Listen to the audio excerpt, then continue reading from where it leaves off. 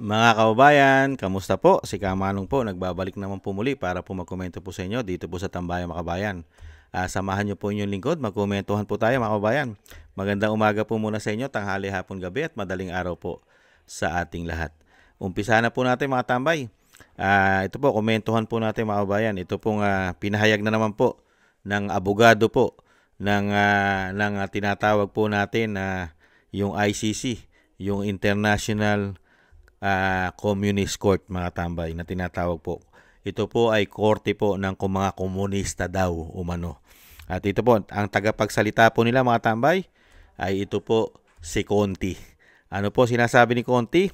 Ay posible daw po na isusunod na raw po si Senator Bato at si Senator Bongo mga bayan. Alam naman po natin yan. Kasi ngayon po ay magkakasabwat na po lahat ng mga demonyo sa ating bansa. Magkakasabwat na po umano ang mga kaliwa, ang gobyerno umano ay magkakasabwat na po. Kaya po layunin po naman talaga nila yan dahil nga po takot na takot po sila na makabalik sa kapangyarihan ang mga Duterte. Hindi po ba? Dahil siyempre po ang lumalaban po kasi sa kasamaan at sa mga demonyong politiko at mga demonyong makakaliwa ay ang pamilya Duterte at mga kaalyado nito. Ganun po talaga. Di po ba? Yung mga galit na galit sa mga Duterte, yan po ang kalaban mga kabayan ng mga Duterte. Yung sinasabing mga demonyo sa ating bansa umano. Pakinggan po natin ito pong isa na tagapagsalita na po yata ito. At mukhang ito po yata ang sinusunod ng ICC. Itong demonyo umano na ito ng makakaliwa. Pakinggan po natin.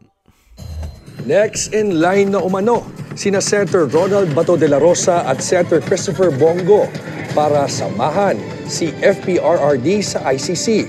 Bukod sa kanila, 8 pa raw na individual ang posibleng haina ng arrest warrant dahil sa umano'y madugong drug war campaign. Ang detalye sa Agenda Weekend Report ni Lyja Bonzo. Bato de la Rosa, medyo sure ako kasi talagang co-perpetrator, walang iba yan, kundi yung chief implementer of the war on drugs as admitted ang ama ng Tokang. Kasunod ng pag-deny ng ICC sa interim release ni dating Pangulong Rodrigo Duterte, posible na umunong sumunod sina Senators Bongo at Bato de la Rosa. Matatanda ang kamakailan lang ng paputukin ni Ombudsman Jesus Crispin Remulla ang umunoy arrest warrant ng ICC laban kay de la Rosa. Pero nilinaw na ng DOJ na wala pang natatanggap ang pamahalaan na certified copy ng umunoy warrant na ito.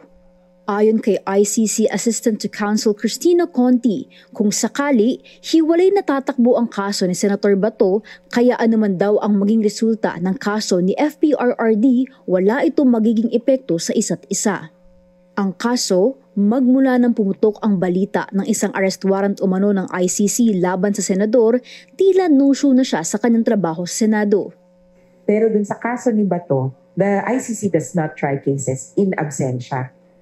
Whether in person or in spirit. Si Bato, if absent in person, no case can progress without him. Baka maipit hanggang issuance of the warrant of arrest. Noong administrasyon ni Duterte, si Senator Bato ang pinakamatagal na umupong PNP chief.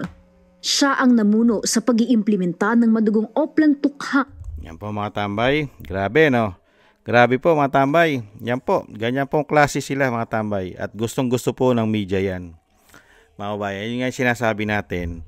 Ang kalaban po ng mga Duterte ay ang masasamang tao, mga makakaliwa, mga pulburon lord, mga nagpupulburon na ayaw magbago, mga magnanakaw ng mga politiko, mga oligarkiyang hindi nagbabayad ng tamang buwis.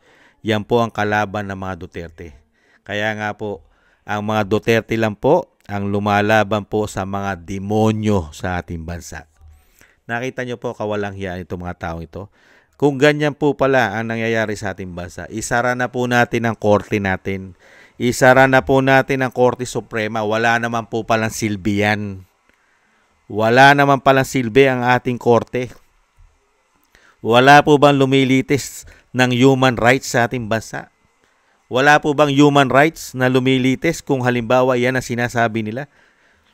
Sige nga, Kung yung mismong International Criminal Court na tinatawag na International Communist Court na tinatawag po mga tambay, wala ka nga makuwang human rights dyan eh. Di ba? Binibigyan po ba nila ng human rights si dating Pangulong Duterte? Hindi po ba ginigipit nga nila kahit po napakarami ng sakit? At hindi naman po makakatakas yan. Dahil una-una, sila magtatalaga kung saan bansa nila o pananatiliin lang nila sa Netherlands. Pwede po sa Netherlands yan lumabas. At doon po sa sinatawag na hospital arrest, pwede po yan. Naka-hospital arrest ka lang sa Netherlands. Pero ganyan po katindi ang panggigipit. Yan tinatawag po na yan daw po ay korte daw po ng human rights. Pero hindi naman po nagbibigay ng human rights sa dating Pangulo. At ang nakapagtataka mga kabayan, meron po tayong korte. Nandiyan po ang Korte Suprema. Pero ang mga demonyong ito ay nakadepende lang po sa ICC. Kaya nga po wala nang kwenta po ang ating gobyerno mga bayan. Wala na rin pong kwenta ang ating judicial. At wala na rin pong kwenta ang ating soberenya. May soberenya ba ang ating bansa o ipinamigay na nila sa ICC ang soberenya natin? Wala na po tayong kalayaan. At ang napagtataka mga tambay, ito sa mga demonyong ito. Pagka po pamilya Duterte at kaalyado ng mga Duterte, kailangan pong dalhin sa Netherlands at doon po litisin. Pero pagdating po sa mga magnanakaw na kaalyado nila at magmula po doon sa ulo ng pagnanakaw, kailangan pong bigyan ng due process sa ating bansa. Nakita niyo po kawalang yan at kademonyohan ng mga ito. Pagka po sa pamilya Duterte at kaalyado ng Duterte, didiretso muna sa ICC. Iaalis mo na sa bansang Pilipinas nang hindi na makabalik. Hindi po ba mga demonyo talaga yung mga hayop na yan?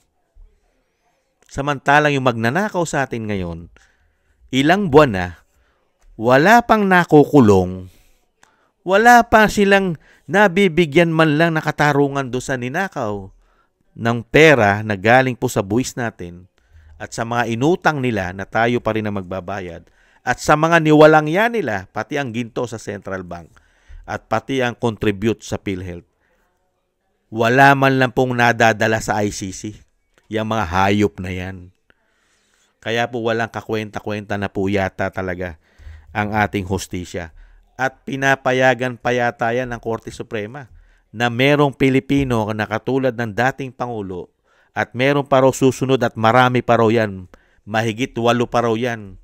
Dadagdagan pa nila ng dadagdagan dahil ang sinusunod yata ng ICC ay itong mga demonyong makakaliwa sa pangunguna ni Conti umano. Yan yata ang sinusunod ng ICC at sinusunod din ng ICC yung mga nagpapakademonyong media sa ating bansa dahil yan po ang kinukuhanan din ng ICC na sinasabing witness. Ibang klase po sila.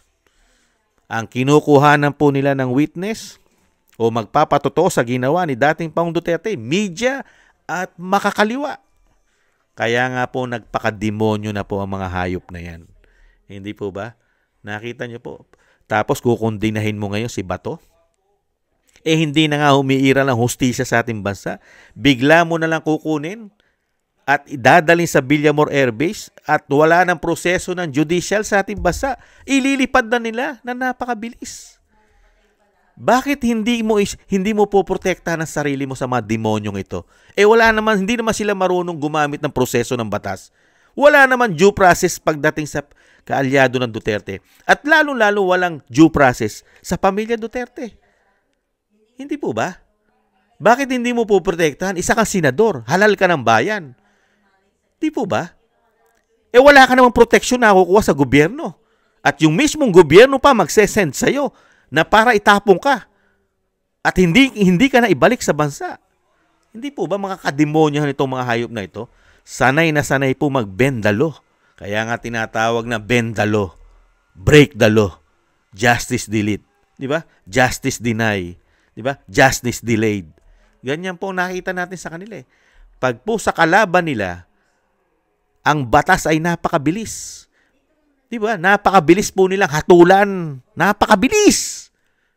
Pag naman po sa kanila ang issue ng korupsyon, napakatagal naman po ng batas. May prosesong sinusunod. Nakita nyo po? At gumagamit din naman po sila ng batas na mabilis. Mga kabayan, mabilis po silang maabsuelto. Katulad po nung anak ni Boying, wala pang 3 buwan, absuelto na. Illegal na damo, high grade. Mga kabayan, ganyan po katindi itong mga kademonyo na ito. Kaya ngayon, nagmamalaki na naman po itong si Conti ng makakaliwa na talagang ito po ay nagtatrabaho na po sa ICC dahil nga po sinasabi ng ating mga kababayan, ang ICC daw po ay International Communist Court. Kababayan. Kaya po ang mga nagtatrabaho dyan ay karamihan daw po ay mga komunista. Kaya nga po ang tinatawag po dyan sa korte niyan ay korte po, mga kababayan, korte ng mga demonyo umano. Kaya po bawal po dyan. Bawal po ang mabubuting tao dyan. Pag po mabubuting tao at naglilingkod ka ng tama para protektahan mo ang iyong bansa, lalo-lalo po sa kasamaan, yari ka, ipatatapong ka rin sa korte nila. Kailangan kasi, mas gugustuhin po kasi nila ngayon, lalo-lalo po sa binagongang Pilipinas, mas pinoprotektahan po nila ang mga demonyo sa ating bansa.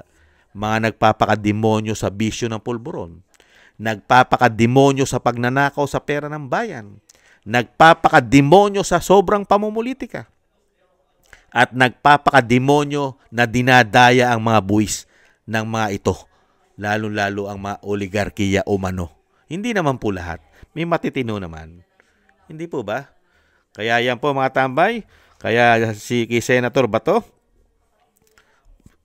tama po yung ginagawa nyo, Senator Bato. Mahirap po magtiwala sa mga demonyo. Wala po mga konsyensya ang mga hayop na yan. Kaya kailangan nyo po proteksyonan na inyong sarili. Dahil mismo po si dating Pangulong Duterte ay hindi po nila binigyan man lang kahit po gatiting na proseso o due process. Kaya po talinuhan nyo, katulad po ni Senator Go at Senator Bato, magpakatalino na po kayo. Mahirap pong kalaban ang mga demonyo, lalong-lalo kung binigyan mo pa ng kapangyarihan sa lupa ang mga hayop na yan umano. Kaya po mag-ingat-ingat po kayo, Senator Bato at Senator Go, dahil po gamit na gamit po ng mga demonyo ngayon ang mga taong yan umano. Sila po ang ginagamit po sa lupa ng mga demonyo para po maghasik ng kasamaan sa ating bansa umano. Ingat-ingat po tayo mga kabayan. Napakahirap po magtiwala sa mga taong yan. Ang demonyo po ay sanay na sanay pong magbalat kayo mga kabayan. Yan po ay nagpapakabuti sa salita. Sanay na sanay po nilang gamitin ang salita para po sila ay maging mabuti at mabulaklak na salita. Pero ang kaloob-looban po niyan mga tambay ay kaya ka po niyan. Kaya kang gawan ng kasamaan. Lalong-lalo pag ikaw ay nakatalikod, mga kabayan. Kayang-kaya kang saksakin yan, mga taong yan. Yan po mga kabayan, tuwan-tuwa pa po ang isa pong abogado ng makakaliwa umano, tuwan-tuwa pa. Proud na proud pa. Proud na proud pa ang mga kawalangian at kademonyo na ito na merong mga Pilipino na itinatapon po sa ibang bansa. Proud na proud pa po sila, mga kabayan. Mas gusto po nila ang Pilipino ay itinatapon po sa ibang bansa. Yang ganyang klase pong Pilipino ang hindi na po dapat manatili sa Pilipinas. Dahil sila po ay naglilingkod sa banyaga. Kaya nga po ang tawag natin dyan, mga nagpakahudas, nagpakatraidor, at nagpakademonyo na sila, mga kabayan. Dahil sa pera, kapangyarihan, at pulburon. Thank you po mga tambay sa nagusto po ng ating Tambayang Makabayan sa YouTube at TikTok. At ganoon din po sa mga nagko-comment, like, share, and subscribe sa mga subscribers po natin. At sa mga nagbibigay po ng tulong, thank you po. Shoutout po sa inyo lahat. Ingat-ingat po mga tambay. Paalam po muna. Bye-bye.